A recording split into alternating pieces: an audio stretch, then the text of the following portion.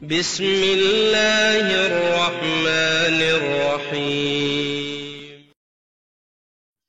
Kemudian dengan kita menjadikan berpegang kepada akidah as-salaf, ya, akidah Ahlus Sunnah wal Jamaah, maka kita akan menggabungkan Al-Quran dan Sunnah. Ya, karena setiap kita baca masalah akidah, dalilnya apa? Al-Quran dan Sunnah. Beda kalau kita baca Ahlul Bidah, dia bikin statement tidak ada dalilnya. Terkadang dia bikin statement dalilnya Al-Quran dan Sunnah, dia takwil semua. Oh, ini maksudnya bukan begini. Oh, maksudnya bukan begini. Oh, maksudnya bukan begini. Akhirnya kita jadi ini kok begini? Dalil kok diginikan semuanya? Ya. Contoh sederhana. Dalil-dalil tentang Allah di atas sangat banyak, ya. Alfu dalil kata 1000 dalil kata Ibnul Qayyim, bal alfani, bahkan 2000 dalil tentang Allah di atas, terlalu banyak. Nah, kalau ini semua harus ditakwil, bagaimana penggabungan dia terhadap dalil? Ini 1000 dalil kita mau takwil semua. Oh, bukan maksudnya bukan begini. Oh, ini maksudnya bukan begini. Oh, maksud Nabi bukan begini. Oh, maksud Allah bukan begini. Sampai kapan kita mau begitu? Mana penggabungan dia terhadap Al-Quran dan Sunnah? Mana firman Allah Subhanahu wa taala, "Fa in tanaza'tum fi syai'in faruddu ila Allahi war Rasul." Kalau kalian berselisih tentang suatu, kembalikan kepada Allah dan Rasulnya. Sementara ada 1000 dalil depan kita, semuanya kita takwil. Oh, maksudnya bukan begini. Oh, maksudnya bukan begini. Oh, maksudnya bukan begini. Sementara Nabi tidak pernah mentakwil. Nabi berbicara Allah di atas di hadapan para sahabat, bahkan ada banyak orang Arab Badui dan mereka tidak bertanya-tanya dan Nabi tidak pernah menjelaskan takwil tersebut. Oleh karenanya, orang yang pelajari akidah Ahlussunnah, maka dia akan mengagungkan dalil Al-Quran dan Sunnah Nabi sallallahu alaihi wasallam. Dan dia tahu bahwasanya akal harus tunduk kepada dalil tersebut. Kemudian juga yang ketiga, dia akan mengagungkan para salafus saleh. Karena dalil dari akidah Ahlussunnah wal Jamaah selain Al-Quran dan Sunnah juga perkataan para salaf. Kita akan dapati akidah ditulis Imam Bukhari, akidah ditulis oleh Imam Ahmad, akidah ditulis oleh para salaf yang lainnya, ya.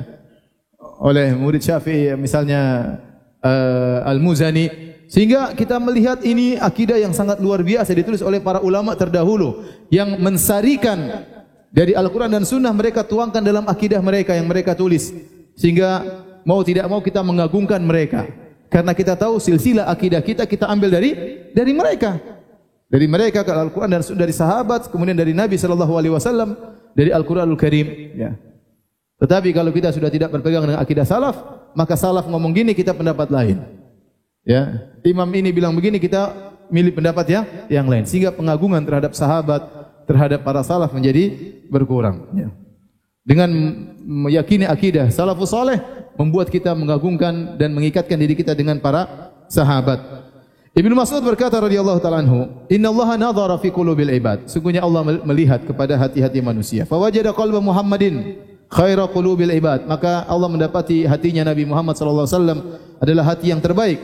Fastafahu li nafsihi, maka Allah pilih Muhammad untuk dirinya. Fabta'athahu bi risalatihi. Allah kirim Nabi Rasulullah sallallahu alaihi wasallam dengan risalah, yaitu Al-Qur'anul Karim, dan diangkat menjadi rasul. Summa nazara fi qulubil ibad ba'da qalbi Muhammad. Kemudian Allah melihat kepada hati-hati manusia setelah hatinya Muhammad sallallahu alaihi wasallam. Fa wajada quluba ashabihi khaira qulubil ibad. Maka Allah mendapati hati-hati para sahabatlah hati-hati yang terbaik. Faja'alahum muzara'a nabiyyi, maka Allah menjadikan mereka penolong-penolong nabinya, para sahabat. Yuqatiluna ala dinihi, dan mereka berperang membela agama Muhammad sallallahu alaihi wasallam. Fama ra'al muslimuna hasanan fahuwa indallahi hasan, maka apa yang dilihat oleh kaum muslimin itu para sahabat sesuatu yang baik, maka di sisi Allah juga baik. Wa ma ra'ahu sayyi'an fahuwa indallahi sayyi', dan apa yang dilihat oleh para sahabat suatu keburukan, maka itu adalah yang buruk juga di sisi Allah Subhanahu wa taala. Ibnu Umar juga berkata, "Man kana mustannan falyastanna biman qad mad." Barang siapa yang ingin meneladani, maka teladanilah orang yang sudah meninggal dunia.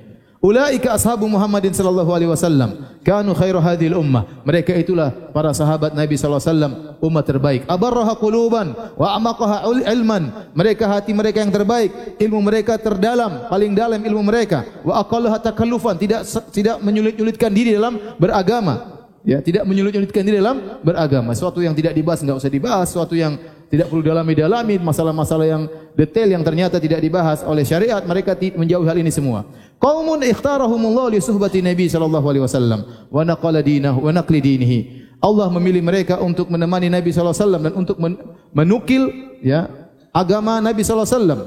Fatashabbahu bi akhlaqihim, maka tirulah akhlak mereka. fahum ashabu Muhammadin sallallahu alaihi wasallam kanu alal hudal mustaqim. Mereka adalah sahabat Nabi sallallahu alaihi wasallam dan mereka di atas jalan yang lurus. Wallahi rabbil Ka'bah, demi Allah sang penguasa Ka'bah.